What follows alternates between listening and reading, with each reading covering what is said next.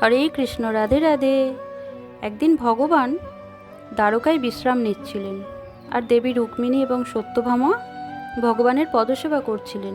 বিশ্রাম নিতে নিতে ভগবান নিদ্রামগ্ন হয়ে বিড়বিড় করে রাধা, ললিতা, বিশাখা আরও কিছু নাম বলছিলেন।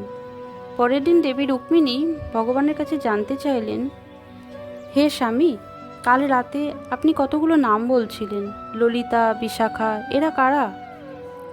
আমাকে বলুন। ভগবান বললেন, এরা ব্রজবাসী, আমার রাসলীলার সঙ্গী। ভগবানের মুখে এই কথা শুনে রুক্মিণী দেবীর কৌতূহল ঠিক মিটল না।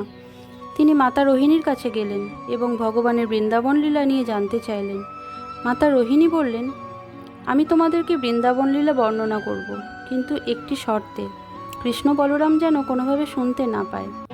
রুক্মিণী দেবী বোন সুভদ্রাকে দায়িত্ব দিলেন দরজায় পাহারা দেওয়ার জন্য। কৃষ্ণ বলরাম যেন ভেতরে প্রবেশ করতে না পারে। তাই সুভদ্রা তার 2 হাত প্রসারিত করে দ্বার আটকে পাহারা দিচ্ছেন। মাতা রোহিণী বৃন্দাবন লীলা কাহিনী বর্ণনা দিচ্ছেন। সেই বর্ণনা শুনে সুভদ্রা দেবী তো বাহ্যজ্ঞান শূন্য হয়ে গেলেন। সুভদ্রা দেবীর খেয়ালই নেই যে কখন তার 2 দাদা এসে উপস্থিত হয়েছেন।